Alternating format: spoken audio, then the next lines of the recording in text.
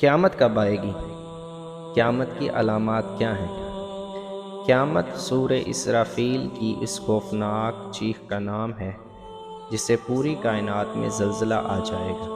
اس ہمہ گیر زلزلے کے ابتدائی جھٹکوں ہی سے دہشت زدہ ہو کر دودھ پلانے والی مائیں اپنے دودھ پیتے بچوں کو بھول جائیں گی۔ حاملہ عورتوں کے حمل ساقط ہو جائیں گے۔ اس زلزلہ اور چیخ کی شدت دم بدم بڑھتی جائے گی جس سے تمام انسان اور جانور مرنے شروع ہو جائیں گے، یہاں تک کہ زمین و آسمان میں کوئی جاندار زندہ نہ بچے گا۔ زمین پھٹ پڑے گی، پہاڑ دھنی ہوئی روئی کی طرح اڑتے پھریں گے، ستارے اور سیارے ٹوٹ ٹوٹ کر گر پڑیں گے اور پوری کائنات موت کی آغوش میں چلی جائے گی۔ اس عظیم دن کی خبر تمام انبیاء کرام علیہ السلام اپنی اپنی امتوں کو دیتے چلے آئے تھے، مگر رسول اللہ صلی اللہ علیہ وسلم نے آ کر یہ بتایا کہ قیامت قریب آن پہنچی ہے اور میں اس دنیا میں اللہ کا آخری رسول ہوں۔ قرآن حکیم نے بھی اعلان کیا ہے کہ قیامت نزدیک آن پہنچی اور چاند شک ہو گیا، اور یہ کہہ کر لوگوں کو چونکایا، سو کیا یہ لوگ بس قیامت کے منتظر ہیں کہ وہ ان پر دفعتاً آ پڑے؟ سو یاد رکھو کہ اس کی متعدد علامات آ چکی ہیں، سو جب قیامت ان کے سامنے آ کھڑی ہوگی اس وقت ان کو سمجھنا کہاں میسر ہوگا۔ لیکن قیامت کب آئے گی اس کی ٹھیک تاریخ تو کجا سال اور صدی اللہ کے سوا کسی کو معلوم نہیں۔ یہ ایک ایسا راز ہے جو خالق کائنات نے کسی فرشتے یا نبی کو بھی نہیں بتایا۔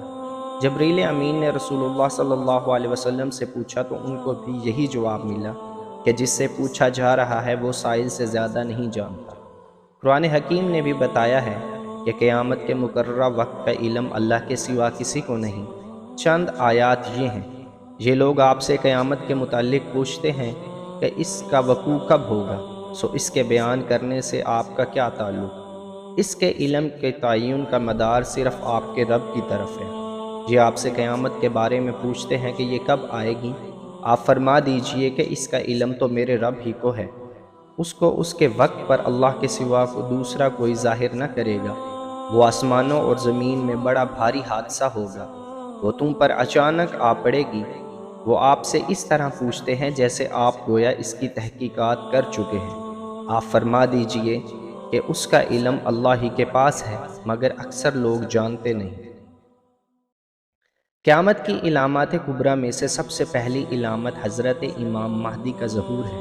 احادیث مبارکہ میں حضرت امام مہدی کا ذکر بڑی تفصیل سے آیا ہے کہ حضرت مہدی حضرت سیدہ فاطمہ الزہرا کی اولاد سے ہوں گے، نام محمد، والد گرامی کا نام عبداللہ ہوگا، ان حضرت صلی اللہ علیہ وسلم سے بہت مشابہت ہوگی۔ پہلے ان کی حکومت عرب میں ہوگی اور پھر ساری دنیا میں پھیل جائے گی۔ 7 سال حکومت کریں گے۔ امام مہدی مدینہ منورہ میں پیدا ہوں گے۔ آخری زمانے میں جب مسلمان ہر طرف سے مغلوب ہو جائیں گے، مسلسل جنگیں ہوں گی، شام میں بھی عیسائیوں کی طرح حکومت قائم ہو جائے گی، ہر جگہ کفار کے مظالم بڑھ جائیں گے، عرب میں بھی مسلمانوں کی باقاعدہ پرشوکت حکومت نہیں رہے گی، خیبر کے قریب تک عیسائی پہنچ جائیں گے اور اس جگہ تک ان کی حکومت قائم ہو جائے گی۔ بچے کچے مسلمان مدینہ منورہ پہنچ جائیں گے۔ اس وقت حضرت امام مہدی مدینہ منورہ میں ہوں گے۔ لوگوں کے دل میں یہ داعیہ پیدا ہوگا کہ اب امام مہدی کو تلاش کرنا چاہیے، ان کے ہاتھ پر بیعت کر کے ان کو امام بنا لینا چاہیے۔ اس زمانے کے نیک لوگ، اولیاء اللہ اور ابدال سب ہی امام مہدی کی تلاش میں ہوں گے۔ بعض جھوٹے مہدی بھی پیدا ہو جائیں گے۔ امام اس ڈر سے کہ لوگ انہیں حاکم اور امام نہ بنا لے، مدینہ منورہ سے مکہ معظمہ آ جائیں گے اور بیت اللہ شریف کا طواف کر رہے ہوں گے، حجر اسود اور مقام ابراہیم کے درمیان ہوں گے کہ پہچان لیے جائیں گے اور لوگ ان کو گھیر کر ان سے حاکم اور امام ہونے کی بیعت کر لیں گے۔ اس بیعت کے دوران ایک آواز آسمان سے آئے گی جس کو تمام لوگ جو وہاں موجود ہوں گے سنیں گے۔ وہ آواز یہ ہوگی: یہ اللہ تعالیٰ کے خلیفہ اور حاکم بنائے ہوئے امام مہدی ہیں۔ جب آپ کی بیعت کی شہرت ہوگی تو مدینہ منورہ کی فوجیں مکہ معظمہ میں جمع ہو جائیں گی۔ شام، عراق اور یمن کے اہل اللہ اور ابدال سب آپ کی خدمت میں حاضر ہوں گے اور بیعت کریں گے۔ ایک فوج حضرت امام مہدی سے لڑنے کے لیے آئے گی۔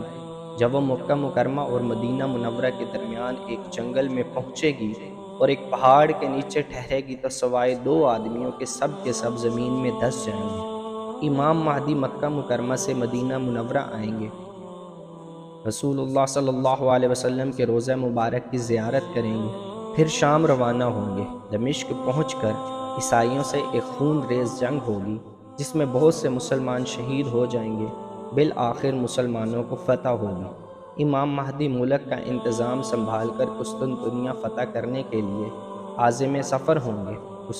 قسطنطنیہ فتح کر کے امام مہدی شام کے لیے روانہ ہوں گے۔ شام پہنچنے کے کچھ ہی عرصے بعد دجال نکل پڑے گا۔ دجال شام اور عراق کے درمیان میں سے نکلے گا اور گھومتا گھماتا دمشق کے قریب پہنچ جائے گا۔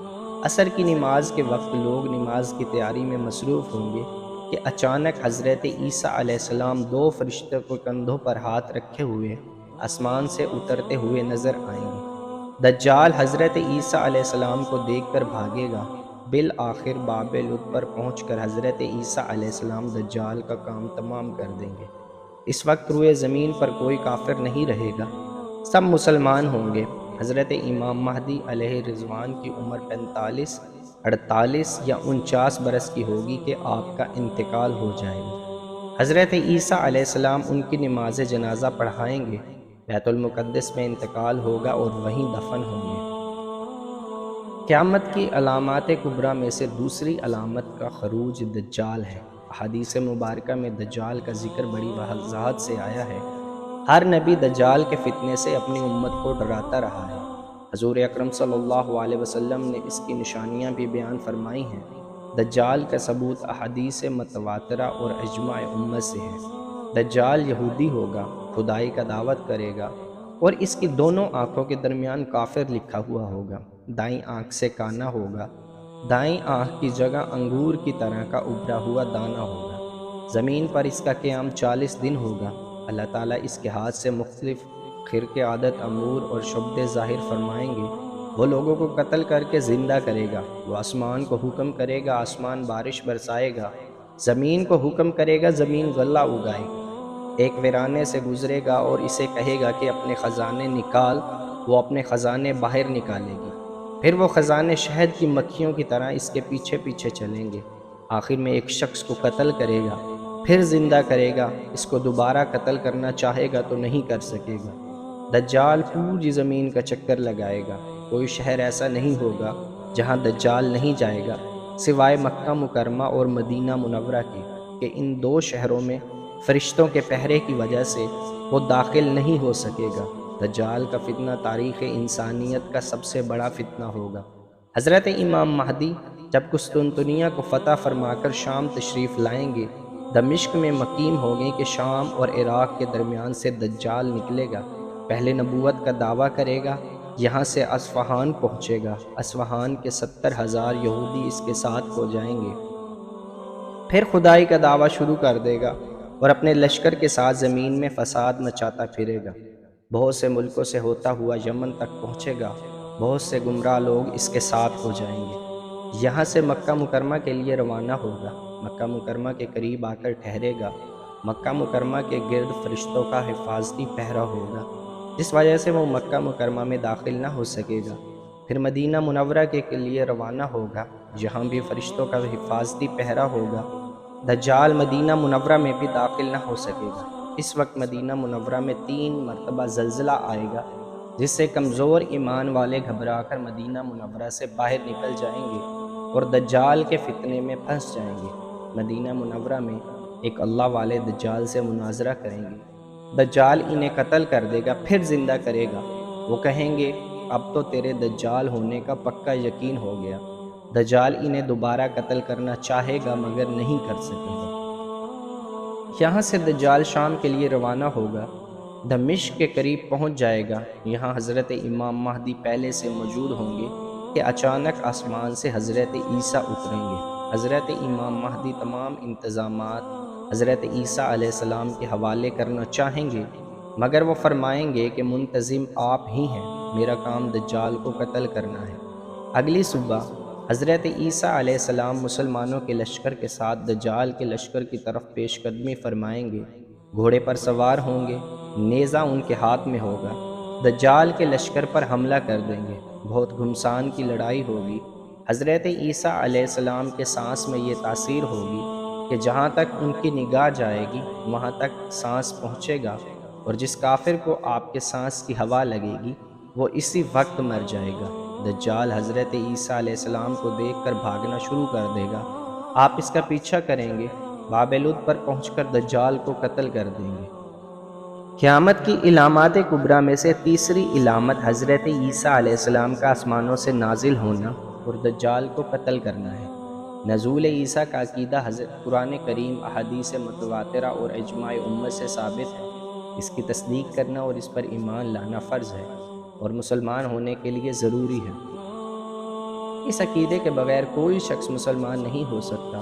آسمانوں سے حضرت عیسیٰ علیہ السلام کے نازل ہونے کی تفصیل یہ ہے کہ جب حضرت امام مہدی مدینہ منورہ سے ہو کر دمشق پہنچ چکے ہوں گے اور دجال بھی مکہ مکرمہ اور مدینہ منورہ سے دھتکارا ہوا دمشق کے قریب پہنچ گیا ہوگا، امام مہدی اور یہودیوں کے درمیان جنگیں زوروں پر ہوں گی کہ ایک دن عصر کی نماز کا وقت ہوگا، اذان عصر ہو چکی ہوگی، لوگ نماز کی تیاری میں مشغول ہوں گے کہ اچانک حضرت عیسیٰ دو فرشتوں کے پروں پر ہاتھ رکھے ہوئے آسمان سے اترتے ہوئے نظر آئیں گے۔ سر نیچے کریں گے تو پانی کے قطرے گریں گے، سر اونچا کریں گے تو چمکدار موتیوں کی طرح دانے گرنے لگیں گے۔ دمشق کی جامع مسجد کے مشرقی جانب کے سفید رنگ کے مینار پر اتریں گے، وہاں سے سیڑھی کے ذریعے نیچے اتریں گے۔ حضرت عیسیٰ علیہ السلام عدل و انصاف قائم کریں گے، عیسائیوں کی صلیب توڑ دیں گے۔